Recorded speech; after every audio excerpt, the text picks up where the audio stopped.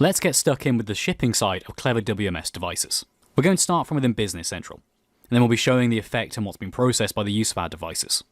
Starting from a release sales order, we'll make the warehouse documents for the device. We'll do this via Actions, Warehouse, Create Warehouse Shipment in this example. And then from the warehouse shipments we generated, we're going to create a pick. We'll do this from Process and Create Pick today. We'll then select OK, and that pick is created. Let's navigate to that pick. Coming up to search in the upper right hand corner, I'm going to search for warehouse picks. Select this from Go to Pages and Tasks. Then I'll select the most recent one, which is what we just made.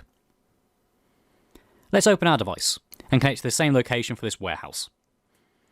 There are two options towards the top here. We'll select Picking, where you can see it has 6 picks and no shipments right now. As we process our pick, we'll be able to create a shipment from this. We'll select Pick, and because of my setup, it's going to prompt me to select a zone for the pick. You may see different things depending on your setup. It'll then prompt us to enter in a specific pick if we'd like to. If we select No, we can have one prompted towards us. We'll select Yes, and we'll enter in the pick number here. You'll notice there's a barcode picture on the left-hand side. We could use it if we wanted to scan a barcode if we had one for the actual pick itself. Once we've entered the pick, we'll get some information on the screen, such as the item we're expecting to pick, its outstanding quantity, the bin it should be in, and what it actually is. We'll enter in the item number, or again we can scan this.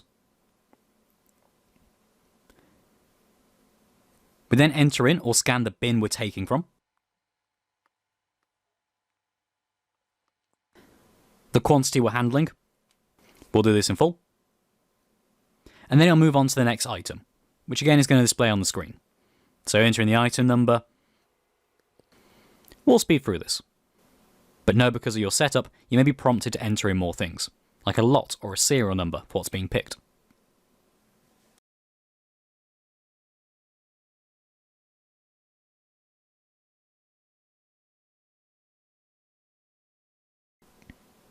Eventually, we'll finish, and the system will prompt us if we want to enter in another specific pick, or move on to the next suggested one.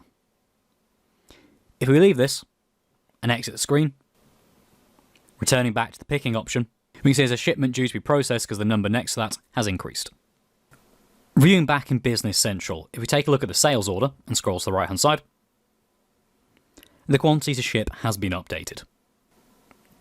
If we go to Related, Warehouse and Warehouse Shipment lines, then click Show Documents, take a look at that warehouse shipment. The quantity to ship here has also been updated as well. Let's search for Registered Warehouse Pick List from Go to Reports and Analysis.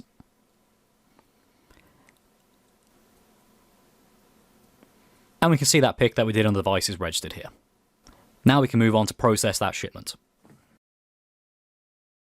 From the menu, we just have to select that shipment, enter in the warehouse shipment document number, which we can see open in the background now. Again, like before, we can use that barcode icon if we wanted to scan a barcode if we have one available to automatically enter in the information. Then we enter the shipment agent code,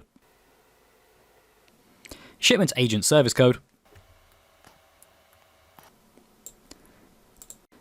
number of handheld packages, handheld shipment weight,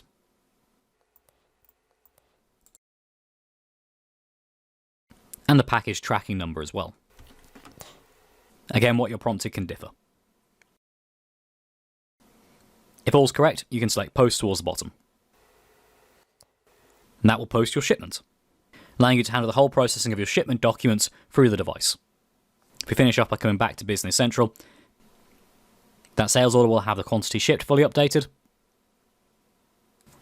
If you take a look at those posted warehouse shipments, searching for that across the top, and selecting it from Go to Reports and Analysis, be able to see the posted shipment document generated. Opening up the Shipping Fast tab will show the information we entered in on the device. If you search for the item ledger entries and scroll to the right hand side, any entries generated by the device will also come with a device ID and device user ID as well. So we'll always be able to see what device did it as well as which user. The same will exist on the warehouse entries.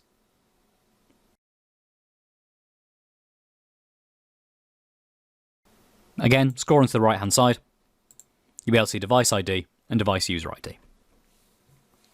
And that's how you can process shipping with Clever WMS devices. We have a separate video on receiving, as well as another video on getting you going, which covers the basic setup to be able to test this out yourself.